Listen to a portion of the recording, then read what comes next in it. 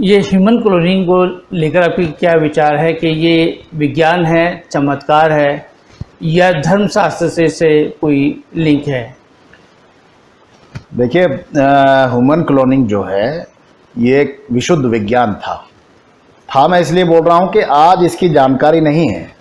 Europe में इस पे थोड़ा बहुत काम हुआ था, लेकिन उसके बाद कहते हैं प्रयोग रोक दिया गया था। और हो सकता है कि आज भी ये बन चुका हो, इसका कोई निर्माण, इसकी या टेक्निक बन चुकी हो। जैसे अल्बर्ट आइंस्टाइन ने गायब होने का एक फॉर्मूला बना लिया था, आपको जानकारी होगी। लेकिन उस वक्त क्योंकि हिटलर का इतना भारी वो था आतंक कि अगर उसके ये हाथ लग गया तो वो क्या करेगा। उसी तरह हो सकता है कि ह्यूमन क्लोनिंग सक्सेस हो गई हो, क्योंकि यूरोप में काम तो हुआ था। हमारे यहाँ ह्यूमन क्लोनिंग का समझिए कि ये देवगुरु शुक्राचार्य जी के पास ये विद्या थी, जो उनको भगवान शिव ने दी थी। हमारे यहाँ विष्णु पुराण में लिखा है कि देवताओं के अग्रभाग से देवताओं की उत्पत्ति हुई और पृष्ठ भाग से असुरों की उत्पत्ति हुई। अब इसको इस तरह से समझ सकते हैं कि प्रकृति में दोनों चीजें समान रूप से रहती हैं। अच्छाई और बुराई आदिकाल से थी, इस पृथ्वी के अंत तक रहेगी, उनके बीच परस्पर संघर्ष चलता रहेगा। अब आपको तय करना है कि आप देव पक्ष से लड़ेंगे या दैत्य पक्ष से लड़ेंगे, जिस तरफ से भी होगा। आदि गुरु, माफ करिएगा, दैत्य गुरु शुक्राचार्य कोई एक नहीं थे। भृगु ऋषि जी के जो पुत्र थे वो शुक्राचार्य जी थे। उसके बाद फिर उनके बाद जो उनके पुत्र वो सब शुक्राचार्य ही कहलाए, और उन सबको ये विद्या आती थी। तो बृहस्पति देव क्योंकि क्या करते थे कि वो चिंतित थे देवताओं के लिए, तो उन्होंने अपने पुत्र कच्छ को कहा कि विद्या सीख लो उनके पास जाके। अब क्योंकि गुरु के पास कोई शरण में जाता है, तो उन्होंने कहा कि मैं ये विद्या आपको सिखाऊंगा। तो उन्होंने भी उनको, बृहस्पति जी के पुत्र को, अपने शत्रु के पुत्र को भी सिखाई। इसमें आप देखिए कि आदमी के मरने के बाद उसको जला दिया जाता है जी। जलाने के बाद राख बहा दी गई, उसके हड्डियां फूल जो होते विसर्जित कर दिए गए। उन सबको रिवर्स करके, आप कल्पना कर सकते हैं कितना उन्नत विज्ञान था, उसको रिवर्स करके और पूरा उन्हीं चीजों को, पंच तत्वों को एक दूसरा प्रतिरूप जैसा आपका डीएनए सेम खड़ा कर देते थे। लेकिन वो केवल लिमिटेड लोगों के लिए करते थे, जो उस वक्त राजा जिनकी विचारधारा से सहमत होते थे, जिनके दरबार में वो गुरु होते थे अपने शिष्य को उसको बढ़ाने के लिए। अब कई लोगों ने मुझसे कई बार प्रश्न किया कि अगर ऐसा ही था या कृष्ण भगवान थे तो उन्होंने अभिमन्यु को क्यों नहीं बचाया। देखिए, सबसे बड़ी बात आपको समझनी होगी, वो जिस महायुद्ध में कृष्ण जी भाग ले रहे थे, किसी न किसी महायुद्ध में सब किसी को कुछ खोना पड़ता है। कृष्ण जी का अभिमन्यु के साथ बेहद लगाव था, और केवल नैतिक रूप से उन्होंने अभिमन्यु को नहीं बचाया, या बचाने के बाद जीवित नहीं किया अपने योग बल से। उसका कारण यह था कि अगर ऐसा होता तो फिर जितने लोग थे वो सब आके कृष्ण जी के पास खड़े होते। सबके भाई थे, पुत्र थे, वो नहीं कहते कृष्ण जी को कि हमारे को भी जीवित करिए। अगर आप आज की परिप्रेक्ष्य में इसको देखें, जी, अगर किसी को ऐसी कोई विद्या आती हो तो हर आदमी वहीं भागेगा। बिल्कुल। कोई अपने लोगों को मरता तो नहीं देखना चाहता। तो प्रकृति की एक सामान्य क्रम है, जब वो क्रम बिगड़ जाता है तो फिर प्रकृति उसमें कोई ना कोई आपको दंडित करती है।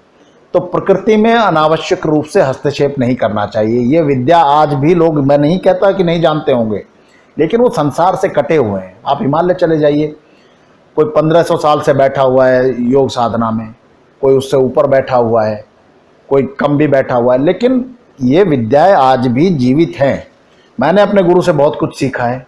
मैं तो बहुत साधारण व्यक्ति हूँ, तो मैंने अपने गुरु से इतना कुछ सीखा है। मेरे गुरु के बारे में तो खैर मैं वर्णन करने लगूंगा तो बहुत समय पड़ जाएगा। तो उनको बहुत कुछ विद्याएं इस तरह की आती है कि वो जीवन का आधार बदल देते थे आपका।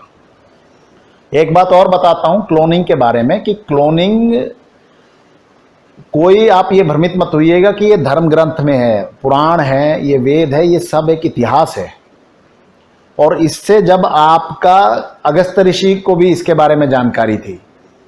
जब भगवान राम युद्ध लड़ने गए थे रावण के साथ, तो अगस्त्य ऋषि जब नहीं समझ पा रहे थे कि किस तरह रचना की जाए, तो उन्होंने सूर्य विज्ञान सिखाया था भगवान राम को। जिसमें आपको पता आदित्य हृदय स्तोत्र उसका एक छोटा सा पाठ है। हम्म। और उन्होंने भी अपना, जब उनको प्रश्नों के उत्तर नहीं मिल रहे थे तो अपनी ह्यूमन बॉडी से अपना एक क्लोनिंग करके जीते जी साइड में वो करके उन्होंने उससे प्रश्न किया था कि बताओ अब मैं क्या आगे की रचना कैसे करूं, तो उससे वो कर पाए थे संवाद। वो भी विज्ञान ही था। आज जो प्रश्न हमको उत्तर नहीं मिल रहे हैं, हो सकता है 100 साल बाद हमको मिल जाए, 150 साल में मिल जाए। तो ये कहना ये जड़ता होगी या मूर्खता होगी।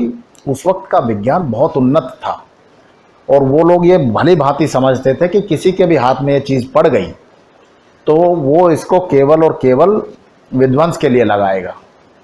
तो ह्यूमन क्लोनिंग को आप ऐसे मत समझिए, ये विशुद्ध विज्ञान था और बहुत सारे इस तरह से विज्ञान भरा हुआ है। मेरा सवाल इसमें बलजीत जी कि जिस तरीके से वैश्विक युद्ध की तैयारी चल रही है, विश्व सत्ता की तरफ देश भाग रहा है, दुनिया भाग रही है, अगर ये विश्व सत्ता के लिए किसी के हाथ जो है क्लोनिंग की विधा हाथ लग जाए या विज्ञान हाथ लग जाए तो उस स्थिति में क्या होगा? देखिए, अगर उनके हाथ ये लग जाती है तो वो तो सीधी सी बात होगी। पहले तो मैं मानता नहीं कि उनके हाथ लग पाएगी, लेकिन अगर लग जाती है तो जिसकी बुद्धि जिस संस्कारों से बंधी होती है वो वैसा ही कार्य। मान लो उदाहरण के लिए मैं हूँ, तो मेरी बुद्धि अगर कुत्सित है और दूषित है तो मैं केवल उसका गलत प्रयोग करूँगा। तो मैं कहूँगा कि भाई मैं अपने आप को कभी मरने ही नहीं दूंगा, जब कुछ होने लगेगा क्लोनिंग करके फिर अपना एक प्रतिरूपण खड़ा कर देता हूँ। मुझे रक्त बीज, आप क्या समझते हैं कि रक्त बीज कोई ऐसा था कि कोई एक ग्रंथ था जिसमें कह दिया गया उसकी बूंद गिरी और बूंद गिरने के बाद एक दूसरा आदमी खड़ा हो गया? ये क्या था? ये क्लोनिंग ही तो थी। आप समझिए, ब्रह्मा जी को आप समझे कि उन्होंने कोई कहा कि तथास्तु, अगर आप ये मानते हैं कि तथास्तु कहते ही जीवन चीजें बदल गई, तो ऐसा नहीं था। उसमें क्लोनिंग एक विज्ञान था। रक्त बीज, स्पर्म और ब्लड से जितनी भी चीजें होती हैं, आपको पता है स्पर्म और ब्लड में 90% समानता है। तभी हम कहते हैं कि देखिए मेरा खून है या इस तरह से है। तो सारी चीजें आपको ये समझनी होगी कि रक्त बीज का जो कार्य था वो भी क्लोनिंग वाला प्रोसेस था। उसको समाप्त करने के लिए फिर महाकाली ने एक टेक्निक अपनाई थी, उसको तोड़ने के लिए पूरे चक्र को। तो ये विज्ञान ही था, इसको आप अलग दृष्टि से मत देखिए, ये ऐसे था।